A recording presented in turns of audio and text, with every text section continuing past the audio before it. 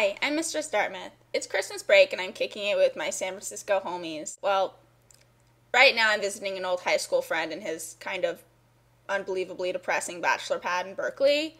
So if you hear typing or grunts, that's him playing WoW.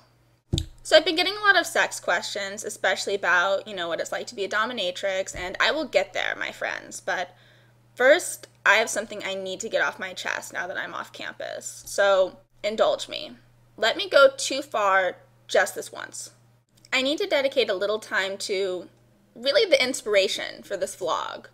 Our friends, imaginary, super shitty, abstinent Christian roommates. And they say they're abstinent, but really, no one would fuck them anyway. Like, you would die before you got that drunk. So it's sort of like if a tree falls in the woods. Now, my friends, roommates are not at all the typical Dartmouth tools we saw in the Homecoming webisode, but they are the worst people in the world. And I am not a violent person. I mean, okay, I'm a dominatrix, but I never hit anyone that wasn't paying me to do it. I've tried so-called anger management, and Franny can back me up on this. I'm a dedicated student of Anusara Yoga. I've achieved a psychedelic oneness with nature. But I still want to fuck these bitches up. So, let me explain. The instant they move in, a giant TV appears in the living room, and the fat one begins living in front of it, mooshed across the couch, eating microwave food and watching any and all tween programming. The not-so-fat one brings her entire family over to hang a wall-sized collage about God in our living room. Then they report us for violating the substance-free policy because we had a glass of wine with dinner. A glass of wine. Actually, hold on. They take down all of my art because it suggests the human form.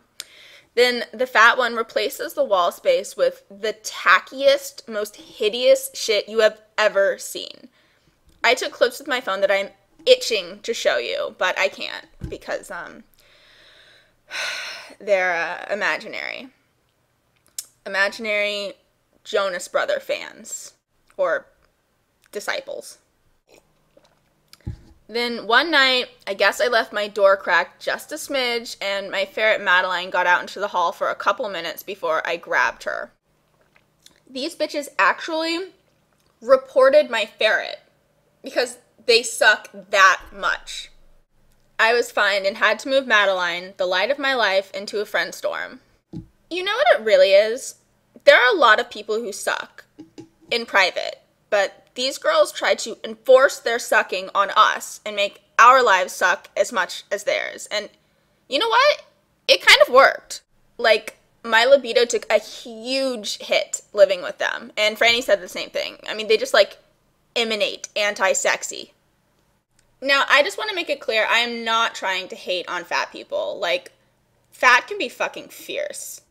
It's just when their, soul is fat, I think it's fair game, So,